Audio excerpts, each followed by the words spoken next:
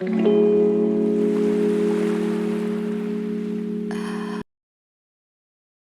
amor, eu me desiludi de amor, de namoro, antes mesmo de ter idade para namorar. Acontece que o meu pai traiu a minha mãe e o marido da minha tia, uma tia que eu sempre fui apegada nela, também traiu ela. Então, sempre que essa tia ia para minha casa, ela e a minha mãe se juntavam para ficar falando de homem. Falando aquelas coisas que mulher diz quando tá machucada, que homem nenhum não presta, que homem é tudo igual, que não existe homem fiel. E eu cresci escutando tanto aquilo que eu fui acreditando e, de certa forma, fui tomando uma birra, um ranço de garoto, sabe? Meio que um trauma sem ter vivido nada.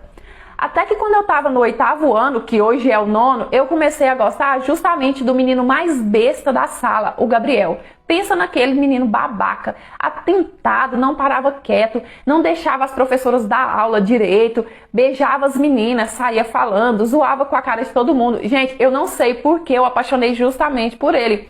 Eu sei que eu olhava e eu pensava, meu Deus, justo eu, né, que vi tudo que a minha mãe e a minha tia passaram, fui gostar de um menino desse, por quê? Será que é sina de família? Só pode.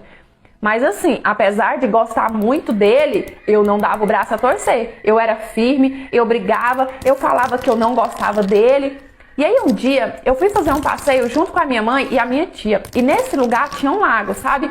A gente tirou várias fotos, eu postei todas as fotos no meu Facebook, sem pretensão nenhuma, nem sabia que certa pessoa me seguia, me acompanhava no Facebook.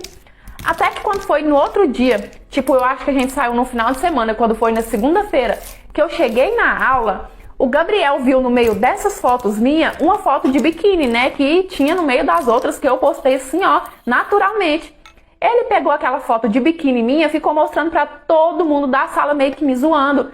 Falando assim, nossa, eu não sabia que a Deise era bonita assim. Quem vê nem pensa, né? Olha o tanto que a Deise é boa, olha o tanto que a Deise é gostosa, sabe? E aquilo foi me irritando. E eu, Gabriel, para com isso. Gabriel, para, já chega. E ele continuava, mas você é muito linda, você é muito boa. Ele tava me elogiando, mas ele tava me elogiando daquela forma babaca, grosseira dele, sabe?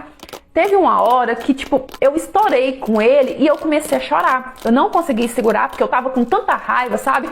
Porque, assim, já tinha passado os limites que eu comecei a chorar.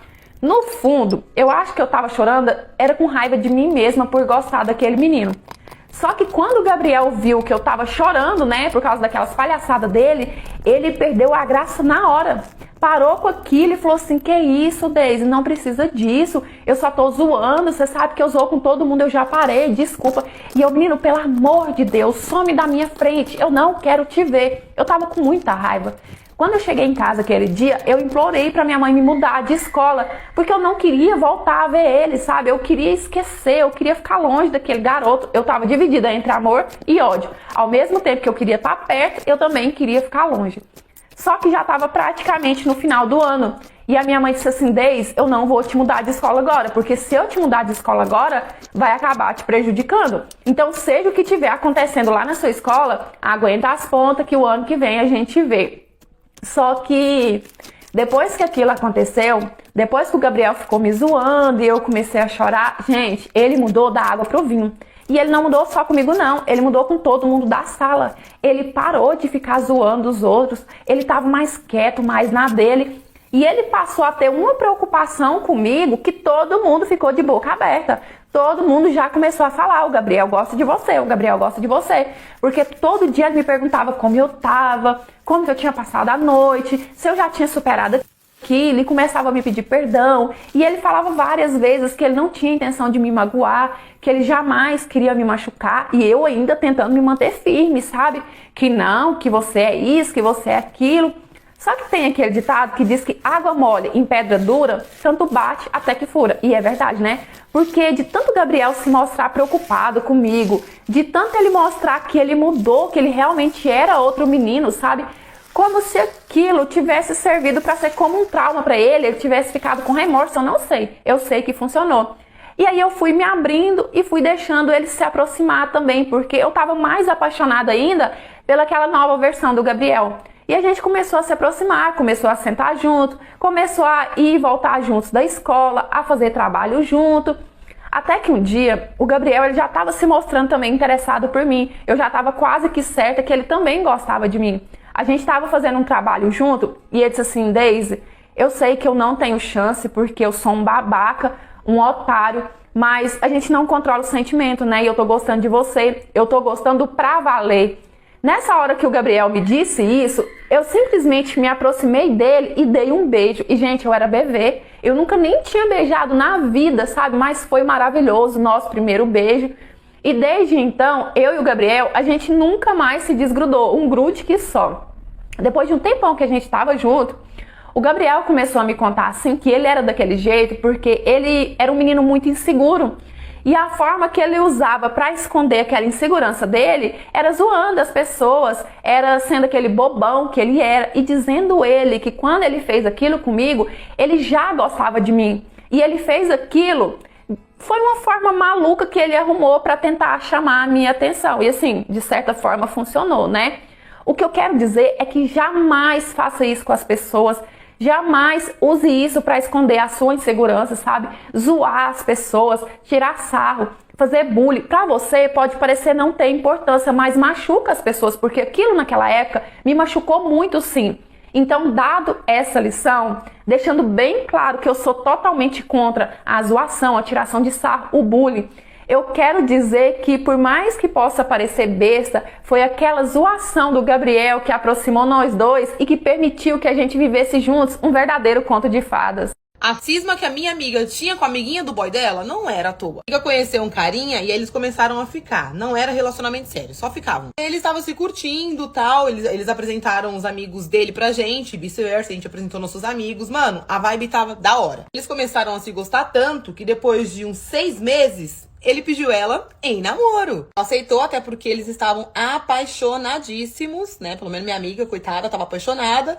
E aí, suave, gente. Até que chegou uma mina do grupo que a gente não conhecia. Ela estava viajando de intercâmbio. E vou falar, além de gata, a Rafa é mó gente boa, mano. Pensa naquela mina. Sabe aquela menina? Mas ela era aquela menina muito gente boa. Sabe, tudo certo. Conhecemos a Rafa ali naquele momento. Todo mundo do grupo do namorado da minha amiga eu já conhecia porque ela já fazia parte do grupo dos amigos dele, entendeu? Ela tava fora só porque ela tava viajando. Tudo fluindo lindamente. Resolvemos fazer o quê? Alugar uma casa de praia. Alugamos uma casa onde foi todo mundo, a galera toda. E aí fomos pra praia. E nessa casa de praia, lá na praia, a Rafa conheceu um boyzinho. Cara também super daorinha, né? Amor de verão. Conheceu esse boyzinho e, mano, o namorado, até então o namorado da minha amiga, ele começou a surtar, assim, meio que do nada, sabe? Eu acho que ele ficou com ciúminho da Rafa. Por que a gente fala? Por que eu tô falando pra vocês que a gente sentiu que ele começou a ficar com ciúmes? Tudo que o cara falava, o cara que a Rafa tava pegando, ele falava alguma coisa em cima, sabe? Tipo aquele tirar o cara, ele tava assim. Minha amiga, muito observadora, assim como eu, me chamou de canto e falou, Sabrina, você tá percebendo isso e isso? Eu falei, mano, não ia te falar agora não. Na verdade, eu não queria nem te falar pra não criar coisa, mas eu também tô percebendo isso. Ela falou, mano, será que já se pegaram? O boy e a Rafa. Eu falei, mano, pergunta pra ele. Preferiu não perguntar pra não acabar com o rolê, porque ele tinha esse problema. Ela não podia ter uma dúvida, que ele já falava que ela tava surtando, que ela era ciumenta, ele tinha esse probleminha. Enfim, ela quis ficar com essa dúvida, depois eles estenderam a festinha, entendeu? Ficaram de madrugada, só que eu e minha amiga estávamos muito cansadas. A gente ficou até umas 3 da manhã, depois a gente foi dormir. O pessoal continuou lá fora, aí que veio o perigo. Ele começou a beber, e aí depois de uns bom drink, mano, vocês não sabem o que ele fez. Ele começou a mandar mensagem pra Rafaela ali, minha amiga naquele ambiente, ele começou a mandar mensagem pra Rafaela. A Rafaela maravilhosa que é, foi lá no quarto da minha amiga, toque, toque. Vem cá, olha só. Queria te falar, a gente já se pegou, a gente chegou a namorar um tempo. Não achei que eu precisava falar assim quando eu cheguei no grupo, no rolê, porque já tinha passado muito tempo. Só que a gente já se pegou e eu acho que ele não superou. Olha aqui, ele tá me mandando mensagem. E posso falar? Também acho que não era necessário ela chegar no grupo e falar assim, olha então, você tá namorando com ele, mas a gente já se pegou. Acho que nada a ver. Minha amiga desceu, foi aquele sururu, e ele bêbado, os amigos dele sem entender nada. Isso aqui, que ele virou pra minha amiga e falou assim, eu tô mandando mensagem mesmo, se ela quiser eu termino com você hoje pra ficar com ela. Essa humilhação ele fez a minha amiga passar. Todo mundo ficou chocado, mas não tanto, porque todo mundo ali sabia da paixão que ele tinha pela Rafaela. Enfim, fomos embora da casa de praia, acabou o rolê, né? Todo mundo entrou na bad, todo mundo foi embora. Depois minha amiga abriu o jogo pra mim e falou que sentiu mudança no comportamento dele desde quando a Rafaela chegou de viagem. Tem. Enfim, terceira e última parte do dia que eu briguei com a menina e só depois eu descobri que ela já tinha sido presa. Porque eu já não estou aguentando mais de tanto vídeo. O meu pai não acaba nunca essa história. Enfim, eu parei naquela parte lá que eu subi em cima do tronco pra pular em cima da menina. Aí o menino separou. Enfim, teve hora que acho que essa menina me empurrou, alguma amiga dela me empurrou. E aí, sabe aquela... Tem a menina da pastilha, que era que eu estava brigando. E tem a menina, a amiga dela, que é da minha sala, que era da minha sala, que tava escutando tudo. Então, a menina da pastilha e a menina da minha sala. Eu ia brigar com a menina da pastilha. Só que aí, quando a amiga da menina da pastilha me empurrou, eu bati na menina da minha sala. E na hora que eu bati nela sem querer, né, porque me empurraram, ela me empurrou de volta. E na hora que ela me empurrou de volta, eu enxerguei ela com o olho só. E aí, o que aconteceu? Enfim, daí na hora que... Ué, gente, mas não tá filmando... Daí na hora que me empurraram, eu bati nela, tipo, sem querer. Aí ela veio... Não, na verdade, ela me empurrou. E aí eu só enxergava, comecei a bater nela. E ela começou a bater em mim também. E aí teve hora que a gente caiu no chão. Minhas amigas tentaram separar, mas enfim, não deu. Jogaram um refrigerante em cima da sala da minha amiga, bichinha da minha amiga, rapaz. Aí desistiram de separar, né? Deixaram. E a gente no chão, dando um murro na cabeça dela, ela dando um murro na minha cabeça. Que isso? Tá repreendendo, Senhor. Briga pra longe de mim. Eu não tenho mais como passar por esse tipo de coisa. Tenho não como passar por esse tipo de coisa, mas não. Daí, do nada, vejam só, do nada, chegou uma mulher e falou: o quê? Parem de brigar. Se vocês não pararem de brigar, eu vou chamar a polícia. Aí, enfim, nessa hora que a mulher foi separar, estavam fechando uma rodinha e mais ou menos umas 9 meninas, assim, junto com ela, né? E eu me bater todo mundo junto, né? E aí, para a honra e glória do Senhor, essa mulher chegou. Né não? Enfim, daí separaram e tal. E daí, depois de tudo, que eu levantei tonta, porque eu tomei um murro. Levantei tonta. Aí ela falou assim: eu não apanhei de ninguém da cadeia, vou apanhar dela. Como assim nunca apanhou de ninguém da cadeia? Eu não entendi. Enfim, eu fui pra casa, depois minha mãe descobriu, ficou com muita raiva, mas depois a gente se resolveu todo mundo, foi pra diretoria. Enfim. E aí, como ela me bateu junto com outras meninas, começaram a falar que ela foi covarde e tal, enfim. E daí a sala toda parou de falar com ela. A sala toda. E disseram: eu só vou falar com você se ela, que sou eu, voltar a falar com você. E eu voltei a falar com ela. Pelo amor de Deus, né, gente? Eu ainda estou pasma até hoje com tudo isso, sabe? Eu ainda tô pasma, ainda tô pensando: como assim, menino? O que é que tu foi fazer? Né? O que é que tu foi fazer? Mas já tá tudo resolvido, é o que importa, né? Eu não sei, assim, ao certo o que levou os meus pais a se separarem. Porque quando isso aconteceu, eu era muito novinha. A minha mãe fala que eu tinha cerca de uns 11 meses. Eu sei é que o relacionamento deles não deve ter sido bom, né? Porque a minha mãe não me conta, é tudo muito misterioso. Eu falo isso porque depois que a minha mãe se separou do meu pai, ela passou mais de 15 anos sozinha, sem nem sequer namorar, nem paquerar, sabe? E várias vezes eu questionava ela: mãe, por quê? O que que aconteceu? Mas ela nunca gostou de tocar no assunto. E eu também dava conselhos para ela: mãe, a senhora tem que conhecer, né, uma pessoa, a senhora é jovem, uma hora ou outra eu vou casar e eu não quero deixar a senhora sozinha, porque eu sou filha única. Então, a gente sempre foi muito grudada, sabe? A minha mãe sempre foi a minha melhor amiga. Durante 15 anos, eu fui a única companhia dela e ela a minha única companhia. O que eu não sabia, o que eu não imaginava, é que esse tal amor que eu tanto aconselhava a minha mãe a se abrir, né, para ter a oportunidade de conhecer, iria acabar separando nós duas.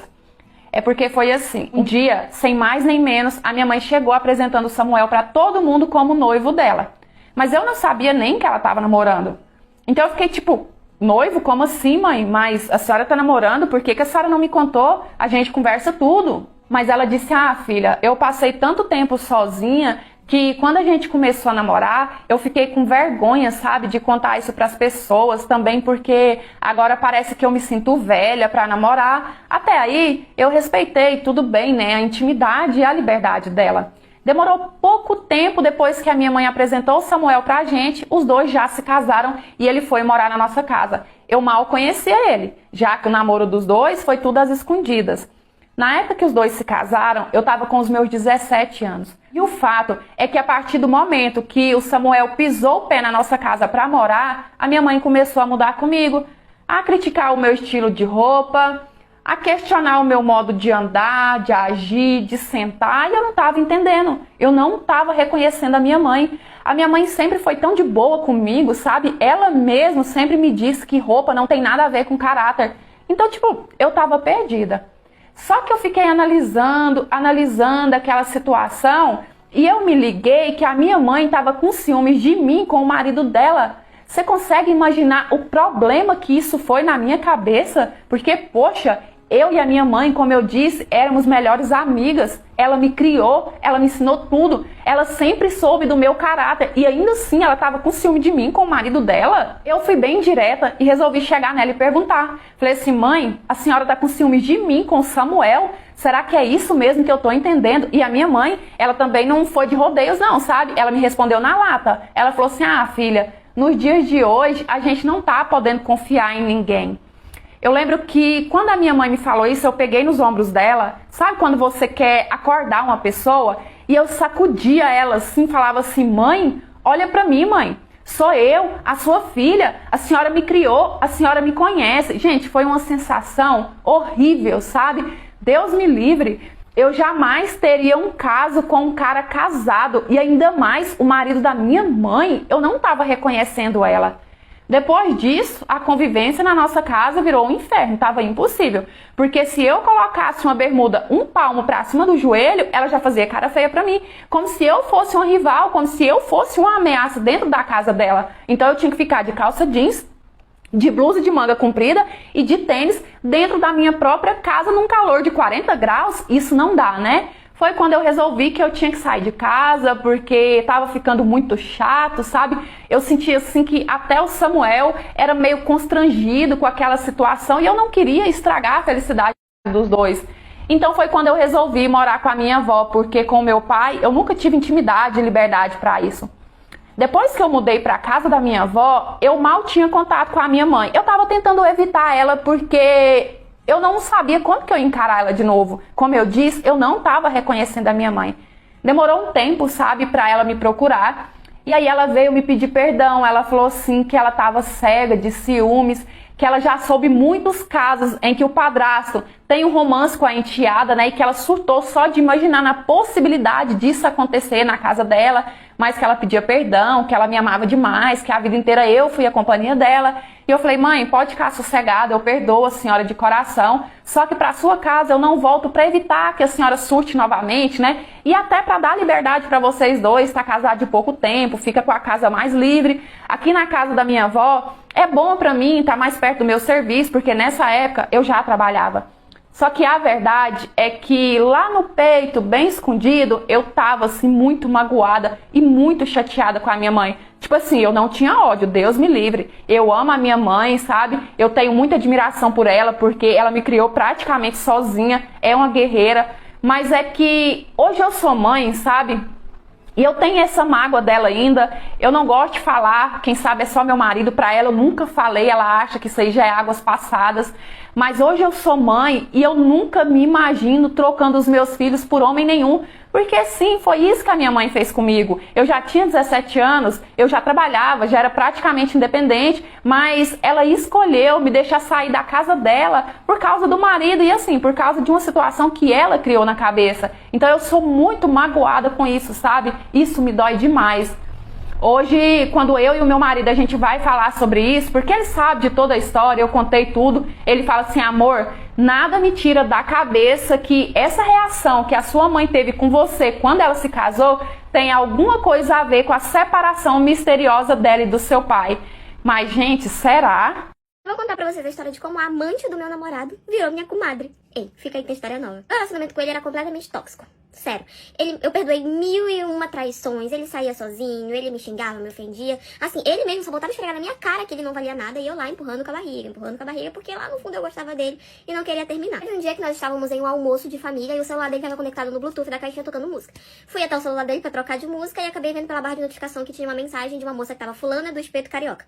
Eu, curiosa, abri a mensagem e fui ler e quando eu vi, era uma pessoa com quem ele estava me traindo, mais uma das várias. Nesse dia eu não falei nada, só fiquei lendo lá as conversas, guardei pra mim, não fiz escândalo nenhum, até porque era uma comemoração lá, o almoço eu não queria estragar. Quando eu cheguei em casa, eu chorei tudo que eu tinha pra chorar e decidi que eu não iria ter mais nada. Fui, joguei a merda no ventilador, briguei com ele e tal, ele chorou, porque eu não vou fazer mais de novo esse papo, né? Até que eu não aceitei mais e acabei terminando o nosso relacionamento. Ele achava que era mais uma das minhas crises e que logo logo eu ia perdoar ele, mas é óbvio que não. Eu me mantive firme na minha decisão. E aí eu fui mandar mensagem pra menina, né, tipo, pra perguntar e tal, pra saber desde quando eles estavam juntos, como era. E aí quando eu falei com ela, ela me disse que eles já estavam juntos há meses, que ela não sabia que ele tinha namorada e tal, e que contava pra ela que ele era solteiro e tudo.